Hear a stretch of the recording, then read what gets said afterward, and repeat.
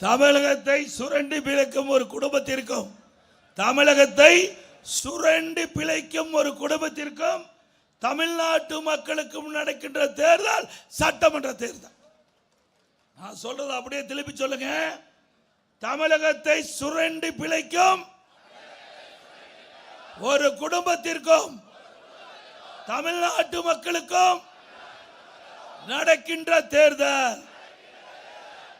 ஆக ஒரு குடும்பம் பிழைக்க 8 கோடி மக்களை வாட்டி வதைக்கிறாங்க. அதனால இந்த தேர்தலில் அந்த குடும்பத்தை வீழ்த்துவீர்களா? குடும்ப ஆட்சிக்கு முடிவு கட்டுவீர்களா? கீழே கீழே மறைக்குது பின்னாடி மாதிரி. அது மட்டுமல்ல, வாரிசு அரசியலுக்கு முடிவு கட்டுவீங்களா? ஆக இந்த தேர்தலை பொறுத்த வரைக்கும் திரு கருணாநிதி குடும்பத்திற்கு மூடுலா நடக்கின்ற தேர்தல். செயல்படுத்துவீங்களா? இன்றைக்கு எனக்கு முன்னாலே பாட்டாளி மக்கள் கட்சி தலைவர் சொன்னதை போல சட்ட ஒழுங்கு சந்தி சிரிக்குது. எப்பொழுதெல்லாம் திமுக ஆட்சிக்கு வருதோ அப்பொழுதெல்லாம் சட்ட ஒழுங்கு சீர்கெட்டு கிடக்கும். அதே நிலைதான் இப்பொழுதும். எங்கே பார்த்தாலும் போதைப் பொருள் விற்பனை பல வடிவத்தில் வந்தாச்சு. கஞ்சா போதைப் பொருள் சாக்லேட் வடிவத்தில் கிடைக்குது, திரவ வடிவத்தில் கிடைக்குது. எப்படி மக்களை பாதிக்கின்ற இந்த போதைப் பொருள் நடமாட்டம் தமிழகத்திலே அதிகரித்து விட்டது. இன்றைக்கு கஞ்சா விற்காத இடமே இல்லை. நகரத்திலிருந்து கிராமம் வரை சந்து பொந்து வீதி முழுவதும் கஞ்சா விற்பனை அமோகமாக நடந்துகிட்டு இருக்குது. ஆக இந்த அரசு அதை தடுப்பதற்கு முன்வரல.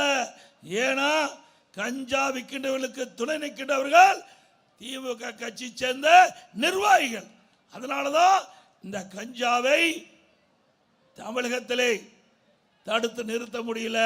இதனால மாணவர்கள், இளைஞர்கள், பொதுமக்கள் கஞ்சாவுக்கு அடிமையாகி இன்றைக்கு அவருடைய வாழ்க்கை சீரழியக்கூடிய நிலையிலே இருக்கின்ற ஆட்சி தொடர வேண்டுமா? அதிமுக ஆட்சிக்கு உடனே 3 மாதம் தமிழகத்தில் கஞ்சா என்ற போதைப் பொருள் முழுவதும் அறவாக ஒழிக்கப்படும்.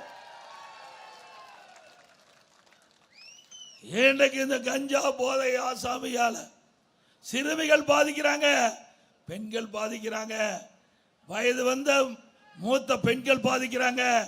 ஆக இந்த கஞ்சா போதை ஆசாமிகள் கொலை, கொல்ல, திருட்டு, வழிப்பறிவு இப்படிப்பட்ட செயலில் ஈடுபடுறதுனால தமிழகம் குற்றச் செயல் அதிகரித்து இன்றைக்கு தமிழகத்தில் சட்ட ஒழுங்கு கடுமையாக பாதிக்கப்பட்டு சீர்கெட்டு இருக்கின்றது. இதையெல்லாம் சரி செய்ய வேண்டும் என்றால் அதிமுக கூட்டணி வெற்றி பெற்று ஆட்சி அமைக்க வேண்டும். அதிமுக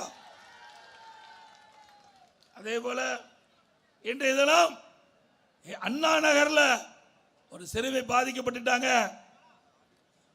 இன்றைக்கு மாநில அரசுக்கு காவல்துறை விசாரித்தா நியாயம் கிடைக்காது. அதனால அந்த சம்பந்தப்பட்டவர்கள் நீதிமன்றத்தை நாடுறாங்க. நீதிமன்றம் சிபிஐ விசாரிக்க வேண்டும் என்று தீர்ப்பு கொடுக்குது. அந்த தீர்ப்பை எதிர்த்து திரு ஸ்டாலின் அரசாங்கம் உச்ச நீதிமன்றத்தில் மேல்முறையீடு செய்யறாங்க. அப்படின்னா யாரை காப்பாத்துறாங்க? குற்றவாளியை காப்பாத்துறாங்கல்ல. ஒரு நாட்டுடைய முதலமைச்சர் யார் விசாரித்தால் உங்களுக்கு என்ன? ஆக அவருக்கு வேண்டியப்பட்டவர்கள் இதில் சம்பந்தப்பட்டிருக்கின்ற காரணத்தினால சிபிஐ விசாரித்தால் அவர்களுக்கு பாதிப்பு ஏற்படும். அதனால உச்ச நீதிமன்றத்தில் போய் மேல்முறையீடு செய்றாங்க. கள்ளச்சாராயம் இன்றைக்கு நம்முடைய கள்ளக்குறிச்சியில் 68 பேர் இறந்து விட்டார்கள். அதற்காக அதிமுக சார்பாக நீதிமன்றத்தை நாடுறோம். மாநில அரசு இருக்கின்ற காவல்துறை விசாரித்தா உண்மை வராது, நீதி கிடைக்காது. அதனால சிபிஐ விசாரிக்க வேண்டும் என்று நாம் முறையிட்டோம். அதன்படி உச்ச நீதிமன்றம், உயர் நீதிமன்றம் சிபிஐ விசாரிக்கலாம் என்று தீர்ப்பளிக்கப்பட்டது. அதற்கு மேல்முறையீடு செய்ய போறாங்க. அப்படின்னா யாரை காப்பாற்றுவதற்காக இந்த அரசாங்கம் துடித்துக் கொண்டிருக்கிறது? குற்றவாளிகளுக்கு பாதுகாப்பு கொடுக்கின்ற அரசாங்கம் ஸ்டாலின் அரசாங்கம். ஆக இன்றைய தினம் குற்றம் அதிகரிப்பு காரணமே இந்த அரசாங்கம் தான் என்பதை நாட்டு மக்கள் அறிவார்கள். அதோட டாஸ்மாக் ஊழல் நல்லா தெரியும். 10 ரூபாய்னா யாருடைய பேரு? சேர்ந்துச்சு பாருங்க. இன்றைக்கு புதுசா வித்தைகளை கண்டுபிடிச்சு ஊழல் செய்வதிலே ஊழல் மன்னன் யாரு? ஆக இன்றைக்கு நாட்டில் நல்லது செய்வதற்காக இன்றைக்கு இருக்கின்ற அமைச்சரும் சரி, அந்த கட்சியுடைய தலைவரும் சரி ஈடுபடுவாங்க. ஆனா எப்படியெல்லாம் ஊழல் செய்ய வேண்டும், எப்படியெல்லாம் கொள்ளையடிக்க வேண்டும், அதில் திட்டம் போட்டு திருடுற கூட்டம் திருடிக்கொண்டே இருக்குது. அதுதான் நடக்குது தமிழ்நாட்டில். நாட்டு தேர்ந்தெடுத்த மக்களுக்கு நன்மை செய்யல, அதற்கு மாறாக எந்தெந்த விதத்தில் தமிழ்நாட்டில் எந்தெந்த துறையில் எப்படியெல்லாம் கொள்ளையடிக்க முடியுமோ அப்படி கொள்ளையடிக்கின்ற அரசாங்கம் இன்றைய அரசாங்கம், திமுக அரசாங்கம் என்பதை நாம் உணர வேண்டும். அது மட்டும் இல்லை, ரெண்டு வருஷத்துக்கு முந்தி தமிழ்நாட்டை சேர்ந்த நிதியமைச்சர் திமுக கட்சி சேர்ந்த திரு பள்ளிவேலு தியாகராஜன் அவர் ஒரு ஆடியோவில் குறிப்பிடுறார். அதில் என்ன சொல்றாரு? திரு சபரீஸ்வரன் யாருன்னா திரு ஸ்டாலினுடைய மருமகன் திரு உதயநிதி அவர்கள் 2 பேரும் 30,000 கோடியை கையிலே வைத்துக் கொண்டு என்ன செய்வதென்று தடுமாறி கொண்டிருப்பதாக ஆடியோ செய்தி. 2 வருஷத்துக்கு முந்தைய 30,000 கோடினா இப்ப எத்தனை ஆயிரம் கோடி கொள்ளையடிச்சிருப்பாங்க. சிந்திச்சு பாருங்க. நாம சொல்லலையே, ஆடியோல சொன்ன கருத்து இந்த கருத்து. அதே போல அண்மையில் ராசா ஒரு கருத்து சொன்னாரு. இன்றைய முதலமைச்சருக்கு கோபம் பொத்து கொண்டு வந்தது. நாம சொல்லல, திமுகவுடைய துணை பொதுச் செயலாளர் திரு ராசா, முன்னாள் மத்திய மந்திரி, இன்னைக்கு நாடாளுமன்ற உறுப்பினர், அவர் குறிப்பிடுகிறார். திரு கருணாநிதி அவர்கள் உடல்நலம் சரியில்லாம வீட்டில் இருந்த பொழுது திரு ஸ்டாலின் அவர்கள் அவரை வீட்டு சிறையிலே வைத்துள்ளார் என்று யார் சொன்னது? திரு ராசா அவர்கள் வலைதளத்தில் வந்த செய்தி. அப்படின்னா உண்மைதானே? திரு ஸ்டாலின் அவர்களே சிந்தித்து பாருங்கள். உங்க கட்சிக்காரன் தான் இப்படிப்பட்ட செய்தியை சொல்லியிருக்கிறாங்க. ஆக எங்க மீது கோவப்பட்டு பிரயோஜனம் இல்லை. உங்க கட்சிக்காரனை கண்டு நீங்க அடக்கி வைங்க. அது மட்டும் இல்ல, அவர் உண்மையை சொல்லியிருப்பாருன்னு தான் நான் நினைக்கிறேன். இல்லைன்னா எதுக்கு ஸ்டாலினுக்கு கோபம் வருது? அது மட்டும் இல்ல, இன்னைக்கு டாஸ்மாக் ஊழல் திரு செந்தில் பாலாஜி மீது அமலாக்கத்துறை வழக்கு பதிவு செஞ்சிருக்குது. இன்னைக்கு அந்த வழக்கு நடந்துகிட்டு இருக்குது. அது மட்டும் இல்ல, அவர் டிரான்ஸ்பாரம் கொள்முதல் செய்யறாங்களே, நம்ம பக்கம் இருக்கிற டிரான்ஸ்பாரம் கொள்முதல் செய்யறாங்க. 32 டெண்டர் அதில் வச்சு எல்லாம் ஒரே விலை, எல்லா டெண்டரும் ஒரே விலை புள்ளியில குறிச்சு இன்றைக்கு உயர் நீதிமன்றத்தில் நிலுவையில் இருக்குது. அது சிபிஐ விசாரிக்க வேண்டும் கேட்டுக்கிறோம். அப்படி சிபிஐ விசாரிக்கப்பட்டா இவரு யாரு? 10 ரூபாய் யாரு? அவர் எங்க இருப்பாரு? பத்திரமா இருப்பார். அது மட்டுமல்ல, அதையும் சொல்லித்தான் ஆக வேணும். இன்னைக்கு நாட்டில் பணத்தை திருடுறான், நகை திருடுறான், இந்த ஆட்சியில் கிட்னி திருடுறான். ஏன் திருடுறாங்க? சிந்திச்சு பாருங்க. திமுக கட்சியுடைய எம்எல்ஏ அவர் மருத்துவமனை நடத்துறாரு.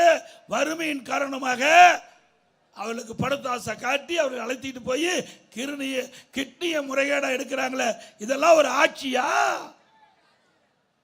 எனக்கு மனிதாபிமானம் இல்லாம ஒரு ஆட்சி நடக்குது. இன்னொன்று, நாமக்கல் மாவட்டம் குமராபாளையத்தில் இதே போல பணத்தாசை காட்டி ஒரு பெண்மணியை அழைச்சிட்டு போய் கிட்னியை எடுக்கணும்னு சொல்லி அழைச்சிட்டு போய் கிட்னி எடுத்துட்டாங்க. அந்த அம்மா நினைச்சிட்டு இருந்தது.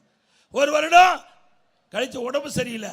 பிறகு அந்த அம்மா மருத்துவமனைக்கு போய் ஸ்கேன் பண்ணி பார்க்கும்போது கிட்னிக்கு பதிலாக கல்லீரல் எடுத்துட்டாங்க.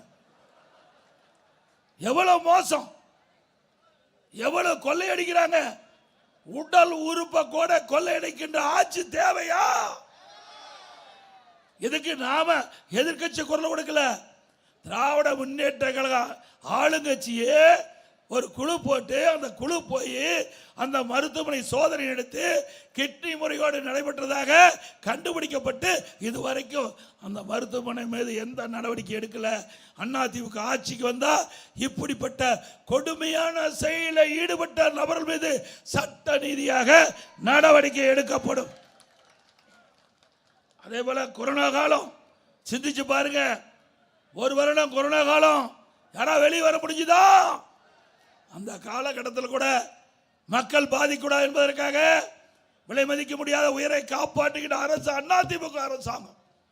அப்படிப்பட்ட சோதனையான நேரத்தில் கூட மக்களை நாம தான் காப்பாற்றினோம். அது மட்டும் இல்ல, நம்முடைய மாணவர்கள் மன உளைச்சல் இருந்தாங்க. பள்ளி மாணவர்களுக்கு ஆல் பாஸ். கல்லூரியில் படிக்கின்ற மாணவர்கள் வெளியில போக முடியல. கொரோனா காலத்தில் வெளியில யாரும் அனுமதிக்கல, வீட்டிலே இருந்தாங்க. மாணவ மாணவி நல்ல ஆன்லைன்ல கல்வி பயின்றாங்க, நல்ல முறையில் ஆன்லைன்ல தேர்வு எழுதுனாங்க. அத்தனை பேர் அரியஸ் முதல் அத்தனையும் பாஸ் பண்ணி இன்றைய தினம் பட்டம் பெற்று வேலைக்கு போயிருக்காங்க. இது அதிமுக சாதனை. ஓராண்டு அரசாங்கத்துக்கு வருமானம் இல்லை. அந்த வருமானம் இல்லாத கூட ரேஷன் கடையில் விலையில அரிசி கொடுத்தோம், விலையில பருப்பு கொடுத்தோம், விலையில எண்ணெய் கொடுத்தோம், விலையில சக்கரை கொடுத்தோம். குடும்பத்துக்கு 1000 ரூபாய் குடும்பத்தை கொடுத்தோம். கொடுத்தோமா இல்லையா? நாள் ஒன்றுக்கு 7 லட்சம் பேருக்கு சுட சுட உணவு கொடுத்த அரசாங்கம் அதிமுக அரசாங்கம் அம்மா உணவகத்தின் மூலமாக.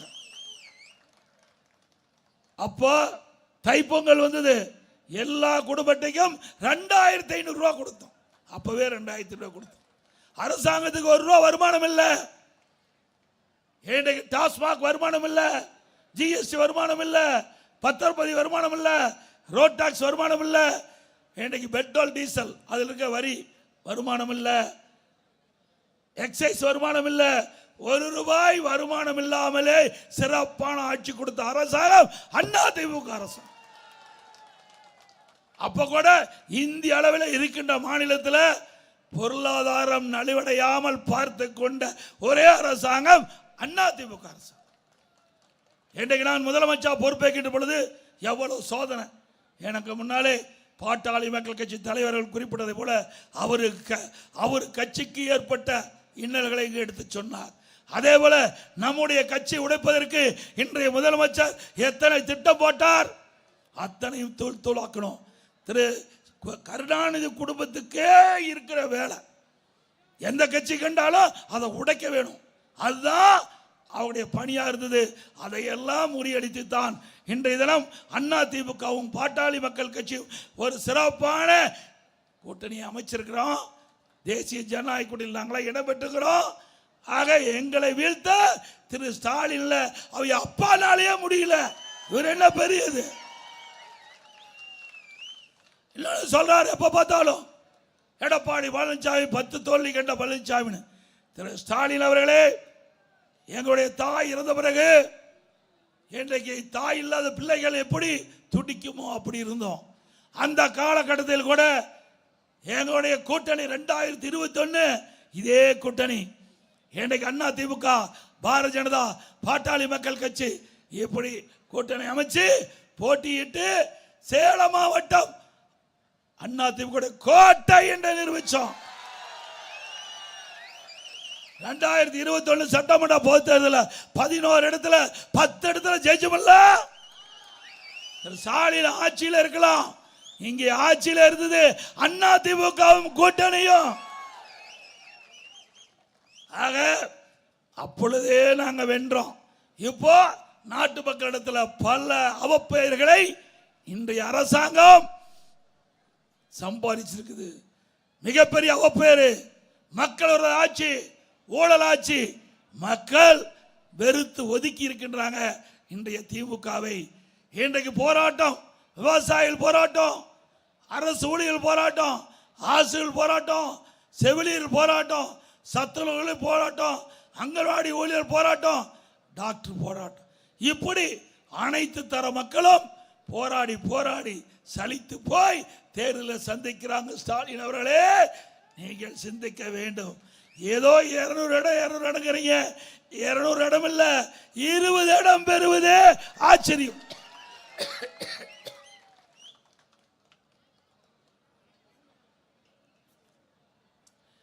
(2011) நீங்க என்ன எதிர்கட்சியா வந்தீங்க?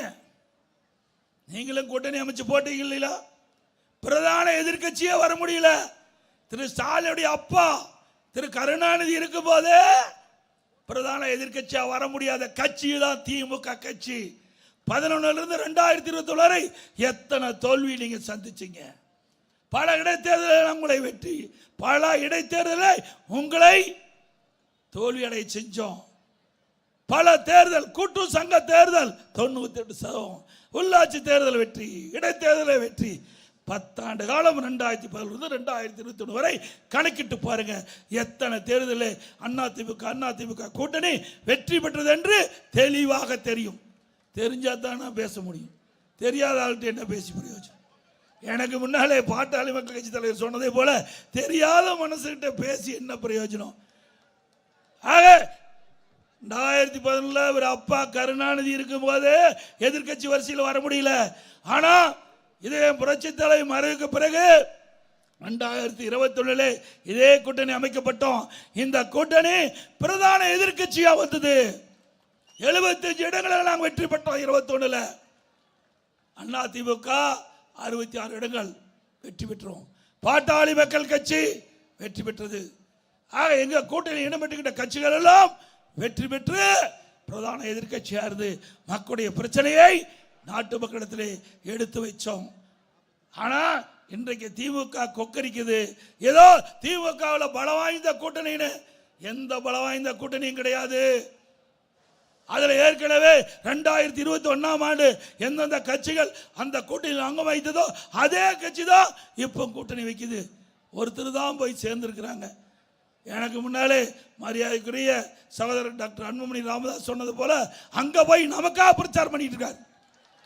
அங்க போய் பரவாயில்ல, ஏன்னா எப்பொழுதும் உண்மை உறங்காது. உண்மை, தர்மம், நீதி, உண்மை எப்பவுமே தோல்வி அடைந்த வரலாறு கிடையாது. ஆக இன்றைக்கு நம்மிடம் இருந்து எதிரியிடம் போய் அங்கே கைகோத்து நின்றாலும் உள்ளே இருக்கின்ற மனம் வெளிப்படுத்தி கொண்டிருக்கிறது. நமக்காக திராவிட முன்னேற்ற கழக கூட்டணியில் அங்க வைத்த கட்சியா இருந்தாலும் நமக்காக குரல் கொடுக்கின்றார். அதற்கு நன்றி. அதே போல நெசவாளர்கள் பாதிக்கப்படுறாங்க. இங்கே நெசவாளர்கள் பாதிக்கூடாது என்பதற்காக அம்மாவுடைய அரசு பல்வேறு நடவடிக்கை எடுத்தது. இன்றைக்கு நெசவாளர் உற்பத்தி செய்யப்பட்ட துணிகள் எல்லாம் தேங்கி கிடந்தன. அந்த துணிகள் எல்லாம் கொள்முதல் செய்ய வேண்டும், அரசு மானியம் கொடுக்க வேண்டும் என்ற கோரிக்கை வச்சாங்க. கோரிக்கையை ஏற்று அம்மாவுடைய அரசு 350 கோடி ரூபாய் மானியம் கொடுத்தது. அதோட பசு வீடுகள் கட்டி கொடுத்தோம். மீண்டும் அதிமுக ஆட்சிக்கு வந்தா இப்பொழுது 65 வயது நிரம்பிய இந்த நெசவாளர் வயதான நெசவாளர்களுக்கு வழங்கப்படுகின்ற ஓய்வூதியம் 1000 2500 ரூபாயாக உயர்த்தி வழங்கப்படும். அதேபோல இப்பொழுது 300 யூனிட் கொடுத்துட்டு இருக்கிறோம். அதை 450 யூனிட்டாக உயர்த்தப்படும். நெசவாளர்களுக்கு கொடுக்கப்படுகின்ற அந்த விலையெல்லாம் யூனிட் 300 450 ஆக்கப்படும். விசத்தறிக்கு 1000 விலையெல்லாம் கொடுப்போம், அது 1400 விலையெல்லாம் கொடுக்கப்படும். அதோட இன்றைக்கு அதிமுக ஆட்சி இருக்கின்ற பொழுது பல திட்டங்களை கொண்டு வருவதற்கு நாங்கள் நடவடிக்கை எடுத்தோம். அப்படியே கிடப்பில் போட்டோம். சேலம் மாநகரம் 2011 முன்னே எப்படி இருந்தது உங்களுக்கு தெரியும். 2006 2011 ஏதாவது ஒரு பாலம் வந்ததா சொல்லுங்க நீங்க? எத்தனை பாலம்? 2006க்கு பிறகு 2006 11 வரைக்கும் எதுவுமே இல்லை. 2011 2021 வரைக்கும் அதிகமான பாலங்களை கட்டி கொடுத்த அரசாங்கம் அதிமுக அரசாங்கம். நீங்க எத்தனை பேரும் போக்குவரத்து நெரிசல் இல்லாம இங்க குழுமி இருக்கு சொன்னால் அது அதிமுக ஆட்சியிலே கட்டப்பட்ட பாலம். ஸ்டாலின் சொல்றார் அதிமுக ஆட்சியில் எதுவுமே செய்யவில்லை என்று இந்த பாலத்தில் தான் ஏறி போனார். திரு ஸ்டாலின் அவர்களே, இதுவே சாட்சி. அதிமுக ஆட்சியில் செய்த சாதனைக்கு இந்த பாலமே சாட்சி. இங்கே இருக்கின்ற மருத்துவமனை, மகப்பேறு மருத்துவமனை, 500 படுக்கை கொண்ட மகப்பேறு மருத்துவமனை அம்மா இருக்கும்போது கட்டினாங்க. இன்றைக்கு நம்முடைய மாவட்டம் நாமக்கல், சேலம் மாவட்டம், நாமக்கல் மாவட்டம், தருமபுரி மாவட்டம், கிருஷ்ணகிரி மாவட்டம், இந்த மாவட்டத்தில் இருக்கின்ற தாய்மார்கள் இங்கே பிரசவம் பார்க்கின்ற ஒரு சூழ்நிலை உருவாக்குவதற்காக மகப்பேறு மருத்துவமனை, 500 படுக்கை கொண்ட மகப்பேறு மருத்துவமனை கட்டி கொடுத்த அரசாங்கம் அதிமுக அரசாங்கம். அதில் பச்சிள குழந்தைகள் சிகிச்சை சிறப்பு முகாம், சிறப்பு வார்டு ஏற்படுத்தினாங்க. பச்சிளை குழந்தைகள் சிறப்பு சிகிச்சை வார்டு, 50 குழந்தைகள் சிகிச்சை எடுப்பதற்கு அதுக்கு தனி வார்டு. இப்படி பல திட்டங்களை கொண்டு வந்த அரசாங்கம் அதிமுக அரசாங்கம். குடிநீர் தங்குதடையில்லாம கொடுப்பதற்கு நடவடிக்கை எடுத்த அரசாங்கம் அதிமுக அரசாங்கம். பல பூங்காக்கள் இந்த பகுதியில் நாங்கள் கொடுத்திருக்கிறோம். அதோட இன்றைக்கு சென்னை, சேலம் மாநகரம் வளர்ந்து வருகின்ற மாநகரம், பேருந்துகள் வந்து செல்ல முடியல. அதற்காக எப்படி ஏர்போர்ட்டோ அது மாதிரி பஸ்போர்ட் தமிழ்நாட்டிலேயே 3 இடம் தேர்வு பண்ணோம். சேலம், மதுரை, கோயம்புத்தூர். நம்முடைய சேலத்தில் அரபி காலேஜ் கிட்ட 60 ஏக்கர் நிலத்தை எடுத்து மத்திய அரசாங்கத்துக்கு கொடுத்துட்டோம். அற்புதமான பஸ்போர்ட். ஏர்போர்ட்ல என்னென்ன வசதி இருக்குதோ அதே வசதி நம்முடைய பஸ்போர்ட்ல கிடைக்கும். அதையும் கிடப்புல போட்டாங்க. இப்படிப்பட்ட ஆட்சி தேவையா?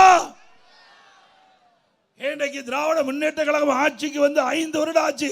ஒரு துரும்பையாவது கிள்ளி போட்டிருப்பாங்களா மாநகரத்தில்? நாம கொண்டாந்த திட்டம் தானே, அதுதானே சிக்கர் ஒட்டி திறந்துகிட்டு இருக்காங்க. புதிய திட்டத்தை எது கொண்டாந்துருக்கிறாங்க? எதுவுமே கிடையாது. சேலம் மாநகரம் மட்டுமல்ல, சேலம் மாவட்டத்தில் எந்த ஒரு புதிய திட்டத்தையும் திமுக ஆட்சியிலே கொண்டு வரவில்லை என்பதை ஆணித்தரமாக சொல்றேன். அதே போல இன்றைக்கு நம்முடைய பகுதியில் பூமிக்கு அடியில் அந்த மின்பாதை அமைச்சோம். எவ்வளவு மழை பெஞ்சாலும் கரண்ட் கட் ஆகாது. பாதாள சாக்கடை பாதியிலே விட்டுட்டு போயிட்டாங்க. அதிமுக ஆட்சி வருதா பாதாள சாக்கடை கட்டி கொடுத்தோம். எங்க இருக்கின்ற மாநகராட்சி அலுவலகம் அதிமுக ஆட்சியிலே கட்டப்பட்டது. இப்படி பல திட்டம். அம்மா மினி கிளினிக் தேவையான இடத்தெல்லாம், நீங்க கேட்ட இடத்தெல்லாம் அம்மா மினி கிளினிக் கொடுத்தோம். அது மூடிட்டாங்க. மீண்டும் அதிமுக ஆட்சி வந்தா அந்த மூடப்பட்ட அம்மா மினி கிளினிக் திறக்கப்படும். அதே போல நம்முடைய பகுதியில் இருக்கிற மக்களுக்கு வேலை வாய்ப்பு கிடைக்க வேண்டும் என்ற அடிப்படையில் மத்திய அரசு கோரிக்கை வச்சோம். அந்த கோரிக்கை ஏற்று நம்முடைய ஸ்டீல் பிளான்ட்ல உபரியா இருக்கின்ற நிலத்தை 1500 ஏக்கர் நம்ம கொடுப்பதாக அந்த நிறுவனம் ஒத்துக்கிட்டது. அதுக்குண்டான பண நில மதிப்பீடு அரசாங்கம் நம்முடைய அரசாங்கத்துக்கு ஒப்படைப்பதாக தெரிவிச்சாங்க. அதன் அடிப்படையில் அதிமுக அரசு அதனுடைய நிலத்துக்கு உண்டான ரேட்டை நான் கொடுக்கணும்னு சொல்லிட்டோம். நிலத்துக்கு உண்டான மதிப்பை மத்திய அரசு செலுத்துவ சொன்னோம். அதில் இராணுவ தளவாடங்களுக்கு உதிரிப்பாகம், இராணுவ தளவாடங்களுக்கு உதிரிப்பாகம் தயாரிக்கின்ற தொழிற்சாலை, அந்த தொழிற்சாலை வந்திருந்தா கிட்டத்தட்ட ஒரு 3000 பேருக்கு வேலை கிடைச்சிருக்கும். 3000 பேருக்கு. அதை கூட நாடாளுமன்றத்தில் எடுத்து சொல்லி பெற முடியல. எப்பொழுது பார்த்தாலும் ஸ்டாலின் சொல்றார் 2024 நாடாளுமன்ற தேர்தலில் திமுக தலையில் அமைக்கப்பட்ட கூட்டணி 39 இடங்களிலும் வெற்றி பெற்றது. 39 பேர் வெற்றி பெற்று போய் பெஞ்ச தேய்ச்சிட்டு இருக்காங்க. ஏன் நாங்க கொண்ட திட்டத்தை நிறைவேற்றத்துக்கு நீங்க குரல் கொடுத்தீங்களா? பாஸ்போர்ட் மத்திய அரசாங்கத்திட்ட குரல் கொடுத்தீங்களா? அல்லது ராணுவ தளவாடங்கள் உதிரிப்பாகம் தயாரிக்கின்ற தொழிற்சாலை தமிழ்நாட்டில் வரும்னு பாரத பிரதமர் அறிவிச்சாரு, அதை கேட்டு பெற்றீங்களா? ஆக சேலம் மாவட்டத்துக்கிட்ட எதுவுமே விரலால் பெற்று தரல. அது மட்டும் இல்ல, நம்முடைய ஸ்டீல் பிளான்ட்ல 500 ஏக்கர் நிலத்தில் மிகப்பெரிய ஜவுளி பூங்கா உருவாக்கப்பட வேண்டும் மத்திய அரசு அறிவிச்சது. அதையும் இங்க இருக்கின்ற நாடாளுமன்ற திமுக கூட்டணியில் அங்கம் வைக்கின்ற நாடாளுமன்றங்கள் நாடாளுமன்றத்திலே மத்திய அரசுக்கு அழுத்தம் கொடுத்து அதை பெறவில்லை. எவ்வளவு திட்டத்தையும் நான் கொண்டு வருவதற்கு பாடுபட்டோம். மத்திய அரசு ஏற்றுக்கொண்டது. ஆனால் மாநில அரசாங்கம், திரு ஸ்டாலின் தலைமையில் இருக்கின்ற அரசாங்கம், திரு ஸ்டாலின் கட்சியில் இருக்கின்ற திமுக எம்பிக்கள், கூட்டணி கட்சி எம்பிக்கள் நாடாளுமன்றத்தில் சம்பந்தப்பட்ட அமைச்சரையோ பிரதமர் அவர்களை சந்தித்து இந்த கோரிக்கையை முன்வைக்காத காரணத்தினால் அது நிலுவிலே இருக்குது. அதிமுக ஆட்சிக்கு வந்தவுடன் இந்த ராணுவ தளவாடங்களுக்கு தேவையான உதிரி பாகங்கள் தயாரிக்கின்ற தொழிற்சாலை கொண்டாடுவோம். அதனால் 3000 பேருக்கு சேலம் மாவட்டத்தில் ஒரு வேலை வாய்ப்பு கிடைக்கும். அதோட ஜவுளி பூங்கா கொண்டாடுவோம், ஆயிரக்கணக்கான பேருக்கு வேலை கிடைக்கும். இதெல்லாம் அதிமுக ஆட்சியுடைய சாதனை மட்டுமில்ல, திட்டங்கள். அதோட அதிமுக ஆட்சிக்கு உடனே இப்பொழுது வாங்கப்படுகின்ற கேபிள் கட்டணம் பாதியாக குறைக்கப்படும். கேபிள் கட்டணம் பாதியாக குறைக்கப்படும். இன்றைய தினம் சிந்திச்சு பாருங்க. நான் ஏற்கனவே சொன்னதை போல இன்றைக்கு திமுகவுக்கு எதிராக இருந்தா அவர் வேண்டுமென்றே திட்டமிட்டு நீதிமன்றத்தில் தடையான வாங்கிடுறாங்க. இப்படிப்பட்ட அரசாங்கம் தேவையா? எப்பொழுது பார்த்தாலும் ஸ்டாலின் சொல்றார் தமிழ்நாட்டுடைய வளர்ச்சி அதிகம்னு சொல்றார். எந்த அடிப்படையில் சொல்றீங்க? இரட்டை இலக்கில் பொருளாதார வளர்ச்சி உயர்ந்திருக்குது தமிழ்நாட்டில். ஒரு பச்சை பொய்ய சொல்லி ஒரு 10 நாள் இன்றைக்கு மக்களுடைய வரிப்பணத்திலிருந்து விளம்பரம் போட்டுக்கிட்டு இருந்தார் திரு ஸ்டாலின் அவர்களே. 2021-22 பொருளாதார வளர்ச்சி இல்லை. 2022-23 ஆண்டு பொருளாதார வளர்ச்சி சொல்ல. 2023-24 திமுக அரசுடைய பொருளாதார வளர்ச்சி சொல்ல. 24-25 தான் சொல்றீங்க. இதுக்கு காரணம் அண்ணா திமுக அரசு இருக்கின்ற பொழுது எடுத்த நடவடிக்கை. மக்களுக்கு தெரியாதுன்னு இன்றைக்கு உண்மையை மறைச்சு விளம்பரப்படுத்திட்டு இருக்கிறீங்க. 2015 மாண்புமிகு புரட்சி தலைவி அம்மா தமிழகத்துடைய முதலமைச்சர் இருக்கும்போது தொழில் முதலீட்டு மாநாட்டை சென்னையில் நடத்தினாங்க. 2,42,000 கோடி தொழில் முதலீடு எடுக்கப்பட்டது. 74 புரிந்துணர்வு ஒப்பந்தங்கள் போடப்பட்டன. அந்த தொழிற்சாலையெல்லாம் பணி தொங்கி உற்பத்தியை தொடங்கப்பட்டு விட்டது. 2019 அம்மாவுடைய அரசு தொழில் முதலீட்டு மாநாட்டை நடத்தணும். சென்னையில் 3,05,000 கோடி தொழில் முதலீட்டு ஈர்க்கப்பட்டது. 304 தொழில்கள் தொடங்குவதற்கு புரிந்துணர்வு ஒப்பந்தம் போடப்பட்டது. பல தொழில்கள் அந்த தொழிற்சாலைகள்லாம் கட்டப்பட்டு உற்பத்தி தொடங்கிட்டது. அதிமுக ஆட்சியில் கட்டப்பட்ட தொழிற்சாலைகள் உற்பத்தி தொடங்கிய காரணத்தினால்தான் இந்த இரட்டை இலக்கு பொருளாதார வளர்ச்சி ஏற்பட்டது. ஸ்டாலின் அவர்களே யாரும் ஏமாற்ற முடியாது. திரு ஸ்டாலின் அவர் குறிப்பிட்டார், ஆட்சிக்கு வந்து 5 வருஷம் ஆச்சு. 1179 புரிந்துணர்வு ஒப்பந்தங்கள் போடப்பட்டதாகவும் 35 லட்சம் கோடி முதலில் ஈர்க்கப்பட்டதாகவும் அதுல 35 லட்சம் பேருக்கு வேலை கிடைப்பதாகவும் 15 லட்சம் கோடி தொழில் முதலீட்டு ஈர்க்கப்பட்டதாகவும் ஒரு செய்தி சொன்னார். 1179 புரிந்துணர்வு ஒப்பந்தம் போட்டாங்களாம். அதுல 15 லட்சம் கோடி முதலீடு ஈர்க்கப்பட்டது. 35 லட்சம் பேருக்கு வேலை கிடைச்சது. ஸ்பெயின் நாட்டுக்கு போகும்போது ஏர்போர்ட்ல பேட்டி கொடுக்கிறார், 77% புரிந்துணர்வு ஒப்பந்தம் நிறைவேற்றப்பட்டதுன்னு. அப்படின்னா 30 லட்சம் பேருக்கு வேலை கிடைச்சிருக்கணும். வேலை கிடைச்சதா? சேலம் மாவட்டத்தில் எத்தனை பேருக்கு வேலை கிடைச்சது? அத்தனையும் பொய். ஒரு பெரிய தொழிற்சாலை வர வேண்டும் என்றால் ஒரு 4 வருஷம் 5 வருஷம் ஆகும். முதற்கட்ட பணி நிலத்தை எடுக்க வேணும், பிறகு அதற்கு அனுமதி வாங்க வேணும், பிறகு அதற்கு நிதி ஆதாரம். எல்லா தொழிற்சாலை முதலாளியும் முழு பணத்தை போடுறதில்ல, ஒரு 25-30% பணத்தை போடுவாங்க. மீதியெல்லாம் வங்கியில் மூலமாக கடன் வாங்குவாங்க. அப்படி நிதி ஆதாரத்தை பெருக்க வேண்டும், பிறகு கட்டடம் கட்ட வேண்டும், மிஷினரியை பொருத்த வேண்டும், பிறகு ஆட்களை எடுக்க வேண்டும். 5 வருஷம் ஆகும். இந்த ஆட்சியில் ஏதாவது தொழிற்சாலை தூங்கினாங்களா? எப்படி பச்சை பொய்ய சொல்றாங்க. தினந்தோறும் முழு பக்க விளம்பரம். திரு ஸ்டாலின் அவர்களே, நான் சட்டமன்ற பிரதான எதிர்க்கட்சி தலைவர் முறையில் சட்டமன்றத்தில் முதலமைச்சர்கிட்ட கேட்டேன், தொழில்துறை மந்திரிகிட்ட கேட்டேன். நீங்க 1179 புரிந்துணர்வு ஒப்பந்தம் போடப்பட்டு அதில் 77% பணிகள் நடைபெற்று முடிஞ்சுன்னு சொல்றீங்களே, வெள்ளை அறிக்கை விடுங்கன்னு.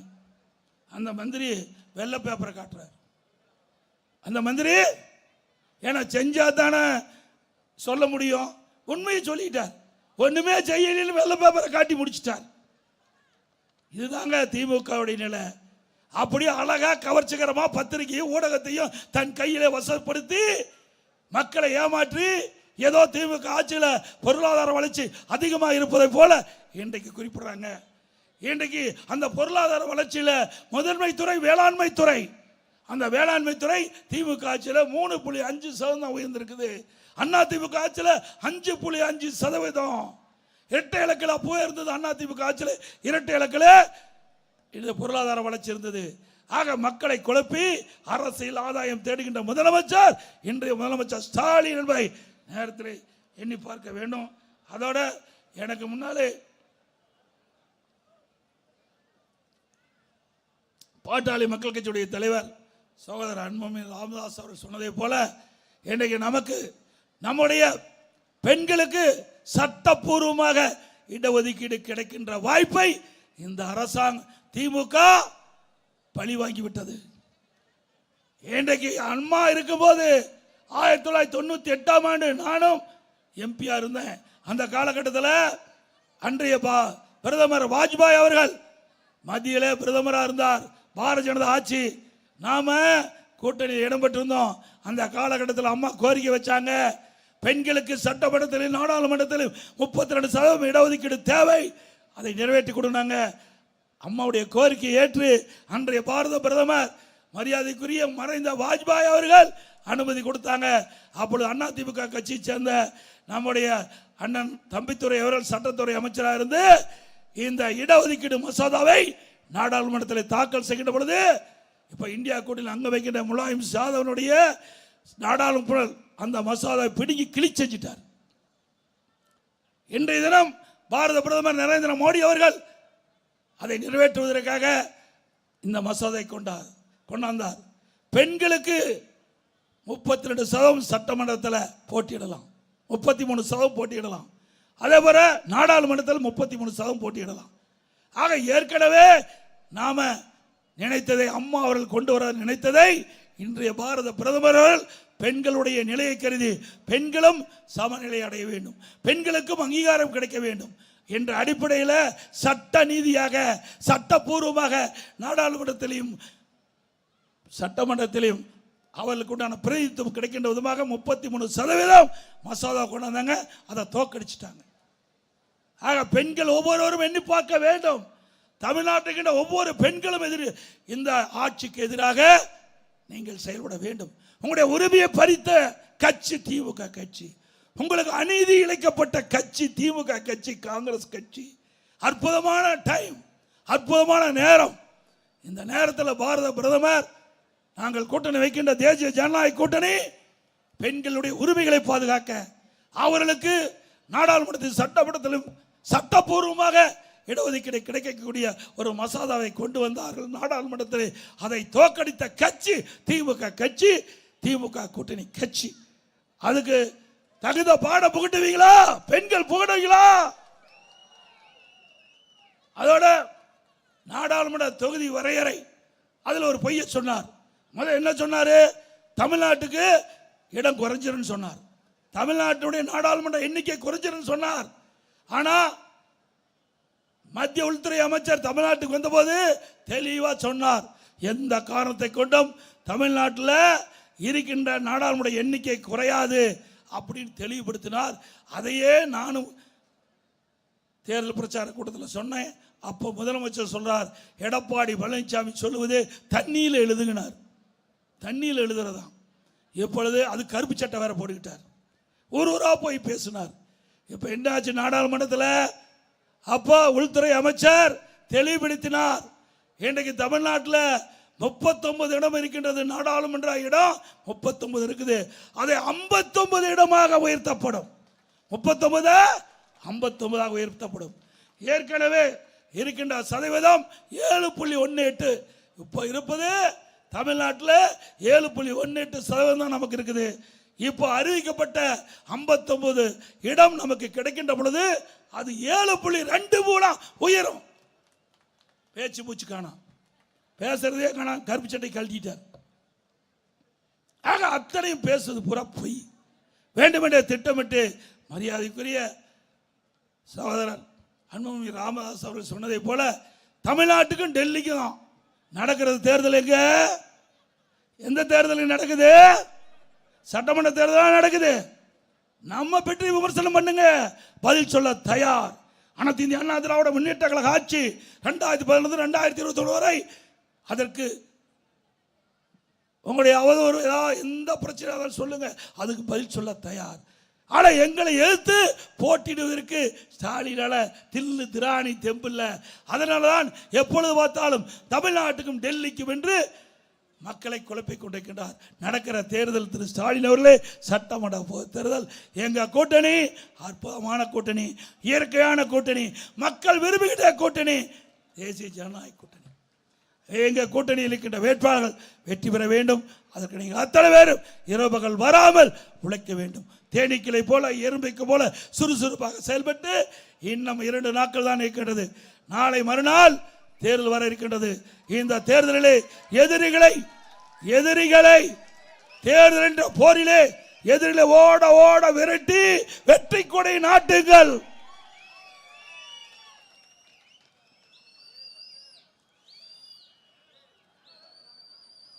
அதே போல பல அறிவிப்புகள் ஏற்கனவே அறிவிச்சிருக்கிறோம். 297 அறிவிப்புகள் அதிமுக ஆட்சிக்கு வந்தால் நிறைவேற்றும் சொல்லிக்கிறோம். இங்கே கூட பல ஏரிகள் நிரப்பப்பட வேண்டும் என்று மக்களும் குறிப்பிட்டாங்க, நம்முடைய பாட்டாளி மக்கள் தலைவரும் குறிப்பிட்டாங்க. அதையெல்லாம் அதிமுக ஆட்சி வந்த உடனே அந்த திட்டங்கள் எல்லாம் நிறைவேற்றப்படும் என்ற செய்தி இந்த நேரத்தில் சொல்லி, அதிமுக ஆட்சி வந்த பிறகு மேலும் சேலம் மாவட்டம் வளம் பெறும். சேலம் மாவட்டம் வளம் பெறும். நீர்நிலை பாதுகாக்கப்படும், நீரை சேமிக்கப்படும். குடிமராமத்து திட்டத்தை கொண்டு வந்து ஏரி குளம் குட்டை அனைத்தும் நீர் நிரப்பி நிலத்தடி நீரை உயர்த்துவோம். அதே போல நெசவாளருடைய பிரச்சனை முழுமையாக தீர்க்கப்படும். ஜவுளி தொழில் சிறக்கும். தமிழ்நாட்டிலே வளரும். சேலம் மாவட்டம் தமிழ்நாட்டில் 234 தொகுதியும் வளர்வதற்கு எங்களுடைய கூட்டணி பாடுபடும். எங்க கூட்டணி அங்கம் வைக்கின்ற பாரதிய ஜனதா மத்தியிலே ஆட்சியிலே இருக்குது. ஸ்டாலின் அவர்களே, மத்தியிலே ஆட்சியிலே இருக்கின்றது. இந்த மக்கள் என்னென்ன திட்டங்கள் எண்ணுகிறார்களோ அந்த திட்டத்தை முறையாக பெற்றுவோம், நிறைவேற்றுவோம். கொடுக்கப்பட்ட வாக்குறுதி நிறைவேற்றி தருவோம். இன்றைக்கு அதிமுக ஆட்சிக்கு வந்த உடனே இன்றைக்கு வரி கரண்ட் பில் 67% உயர்ந்தாச்சு. கரண்ட் பில் 67% உயர்ந்தாச்சு. வீட்டு வரி 100%, ஆண்டுக்கு 6% உயர்த்தியாச்சு. கடை வரி 150% உயர்த்தியாச்சு, ஆண்டுக்கு 6% உயர்த்திருக்காங்க. குடி வரி உயர்த்தியாச்சு, குப்பைக்கு வரி போட்டாச்சு. அப்போ எவ்வளவு வரி உயர்வு என்பது மக்கள் எண்ணி பார்க்கணும். இன்னைக்கு கடுமையா வரி உயர்வால மக்கள் பாதிக்கப்பட்டிருக்கிறாங்க. இதற்கெல்லாம் தீர்வு காண வேண்டும். அதிமுக அரசு வேண்டும். விலைவாசி உயர்வு மின்னி முட்டிக்கிட்ட அளவுக்கு உயர்ந்து போச்சு. அரிசி விலை கிலோ 30 ரூபா ஏறி போச்சு. கடல் எண்ணெய் 1 லிட்டர் 60 ரூபா ஏறி போச்சு. பருப்பு 1 கிலோ 60 ரூபா ஏறி போச்சு. இன்னைக்கு உணவுப்பொருள் விலை மின்னை முட்டிக்கிட்ட அளவுக்கு உயர்ந்து போச்சு. அதை பற்றி எல்லாம் முதலமைச்சர் கவலை இல்லை. ஏழைகள் எக்கேடுகிட்டு போனாலும் பரவாயில்ல, தன் குடும்பம் வளமாக செழிப்பாக இருக்க வேண்டும் என்று நாட்டை ஆளுகின்ற முதலமைச்சர் தேவையா? இன்றைக்கு கட்டுமான பொருட்கள் விலை அதுவும் உயர்ந்து போச்சு. ஜல்லி விலை உயர்ந்தாச்சு, எம்சாண்ட் உயர்ந்தாச்சு, செங்கல் விலை உயர்ந்தாச்சு, கம்பி விலை உயர்ந்தாச்சு, சிமெண்ட் விலை உயர்ந்தாச்சு. மரம் கேட்க வேண்டியதில்லை, 200% உயர்ந்தாச்சு. இனி யாரெல்லாம் கட்டுமான தொழில் ஈடுபட முடியாது. இன்றைக்கு நடுத்தர மக்கள், ஏழை மக்கள் வீடு கட்டுகின்ற எண்ணமே திமுக ஆட்சி வரைக்கும் வராது. அந்த அளவுக்கு கட்டுமான பொருட்கள் விலை இன்றைக்கு விண்ணப்பிக்கின்ற அளவுக்கு உயர்ந்து போச்சு என்பதை இந்த நேரத்தில் தெரிவித்து,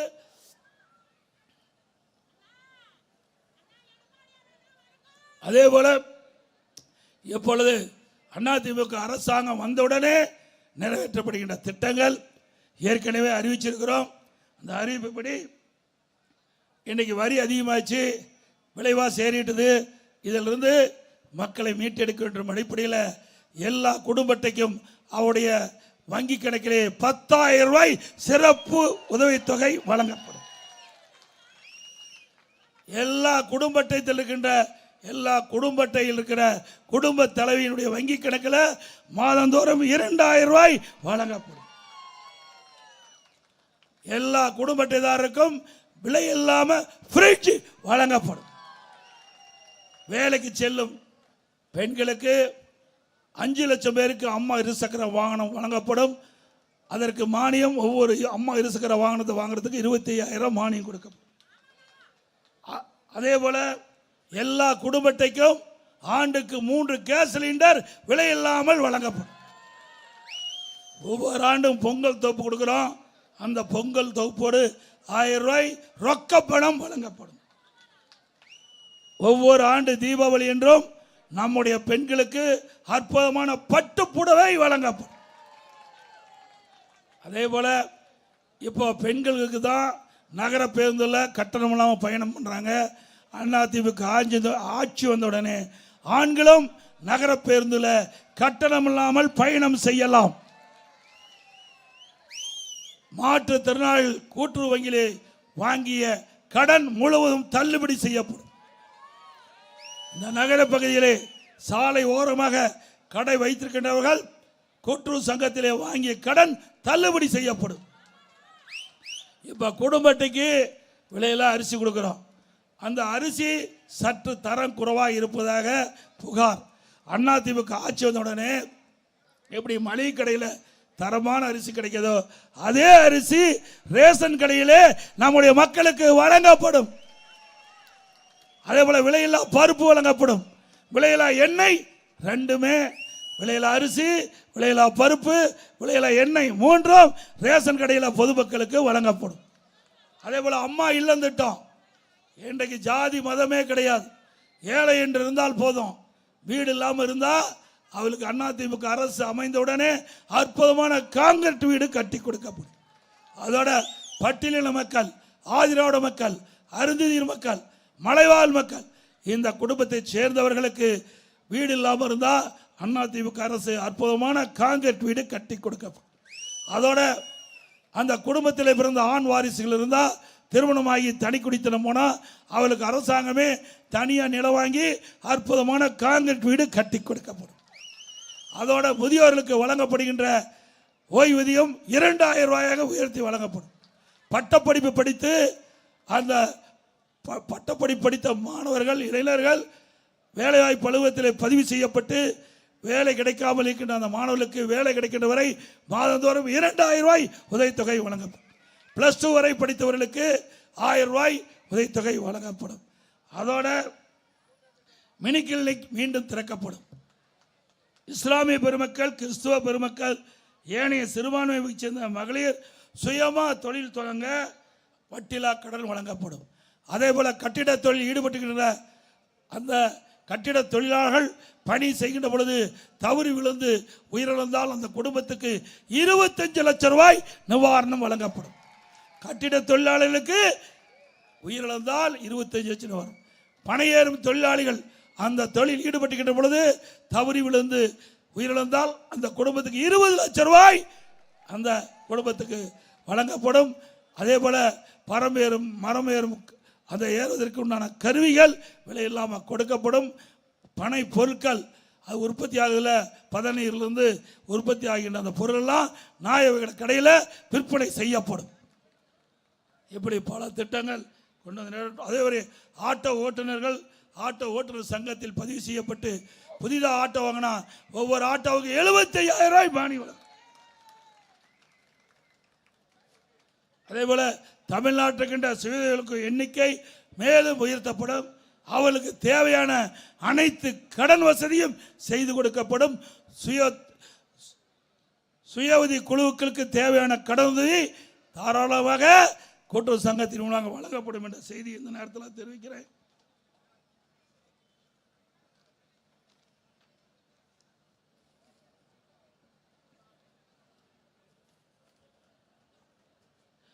அனைத்து இந்திய அண்ணா திராவிட முன்னேற்ற கழகம் நம்முடைய கூட்டணி அதிமுக தலைமையிலே அமைக்கப்பட்ட தேசிய ஜனநாயக கூட்டணி அதிக இடங்களிலே வெற்றி பெறும். கிட்டத்தட்ட 210 இடங்களிலே நம்முடைய கூட்டணி வெற்றி பெறும். அதிமுக தனி பெரும்பான்மையோட ஆட்சி அமைக்கும். அப்படி ஆட்சி அமைத்து 3 மாதத்தில் தமிழகத்தில் போதைப் பொருள் நடமாட்டம் இல்லாத தமிழகமாக உருவாக்குவோம். போதைப் பொருளை முற்றிலும் ஒழிக்கப்படும். இன்றைக்கு பொதுமக்களுக்கும் பெண்களுக்கும் சிறுமிகளுக்கும் பாட்டிமக்கும் அதிமுக ஆட்சிகளுடனே முழு பாதுகாப்பு வழங்கப்படும்.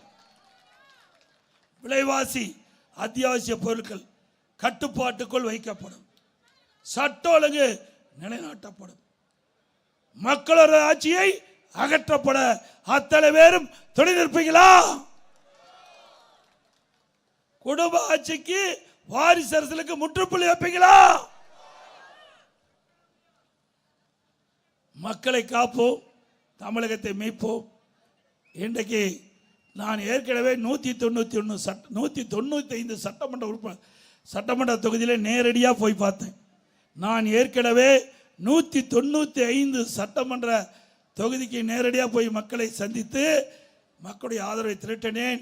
மீண்டும் தேர்தல் அறிவிப்புக்கு வந்த பிறகு நாம் அதிமுக தலைமையில் அமைக்கப்பட்ட தேசிய ஜனநாயக கூட்டணி கட்சிகளோடு இணைந்து தமிழ்நாட்டில் உள்ள அனைத்து மாவட்டங்களுக்கும் சென்று தேர்தல் பிரச்சாரத்தை நான் சிறப்பாக இன்றைக்கு நடத்திவிட்டு இன்றைக்கு இப்பொழுது நம்முடைய சேலம் மாவட்டம், இன்றைக்கு சேலம் மாவட்டத்தில் இருக்கின்ற 3 சட்டமன்ற உறுப்பினர்கள், சேலம் வடக்கு, மேற்கு, தெற்கு 3 சட்டமன்ற தொகுதியில் இருக்கின்ற நம்முடைய வெற்றி வேட்பாளர்களை அறிமுகம் செய்து அவர்களுக்கு வாக்கு சேகரிக்கின்ற இந்த கூட்டம், இந்த தேர்தல் பிரச்சார கூட்டம் என்னோடு இன்றைக்கு நிறைவு செய்கின்ற போது உண்மையிலே நான் மகிழ்ச்சி அடைகின்றேன்.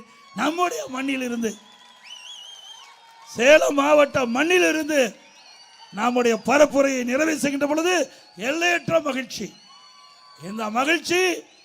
இந்த மகிழ்ச்சி சேலம் மாவட்டத்தில் இருக்கின்ற, இந்த மாநகரத்தில் இருக்கின்ற 3 சட்டமன்ற உறுப்பினர் மட்டுமல்ல, எஞ்சி இருக்கின்ற 8, ஆக மொத்தம் சேலம் மாவட்டத்தில் இருக்கின்ற 16 சட்டமன்ற தொகுதி வெற்றி பெற செய்ய வேண்டும். தமிழகத்திலே 100% வெற்றி பெற்ற மாவட்டம் அதிமுக மாவட்டம் என்ற வாய்ப்பை உருவாக்கி தாருங்கள். நம்முடைய அதிமுக வேட்பாளருக்கு இரட்டை சின்னத்திலே வாக்களியுங்கள். நம்முடைய கூட்டணியில் அங்கம் வைக்கின்ற பாட்டாளி மக்கள் கட்சி வேட்பாளருக்கு மாம்பழ சின்னத்திலே வாக்களியுங்கள். ஆகவே பெருவாரியான வாக்கு வித்தியாசத்திலே அவர்களை வெற்றி பெற செய்ய வேண்டும் என்று மீண்டும் மீண்டும் உங்களை வலியுறுத்தி வேண்டி கேட்டுக்கொண்டு, மக்களை காப்போம், தமிழகத்தை மீட்போம்.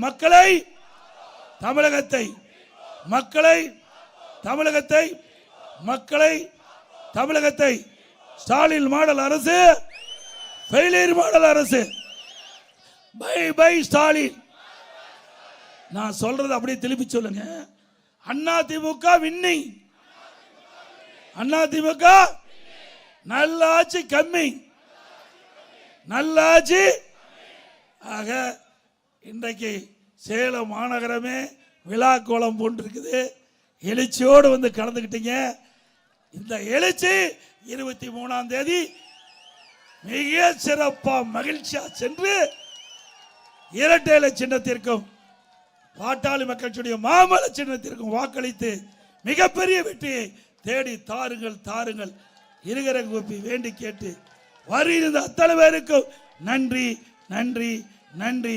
நம்முடைய அழைப்பை ஏற்று இங்கே தேர்தல் பிரச்சார கூட்டத்தில் கலந்து கொண்ட பாட்டாளி மக்கள் கட்சியை சேர்ந்த தலைவர், மரியாதைக்குரிய முன்னாள் மத்திய அமைச்சர், நாடாளுமன்ற டாக்டர் அன்புமணி ராமதாஸ் அவர்களுக்கும், நம்முடைய கூட்டணி கட்சியை சேர்ந்த தலைவர்களுக்கும், வரி விருது சிறப்பித்த அனைத்து நல்ல உள்ளங்களுக்கும், பத்திரிகையாளர் ஊடகங்களுக்கும், நம்முடைய வேட்பாளர்களுக்கும் நன்றி தெரிவித்து விடைபெறுகின்றேன். நன்றி, வணக்கம்.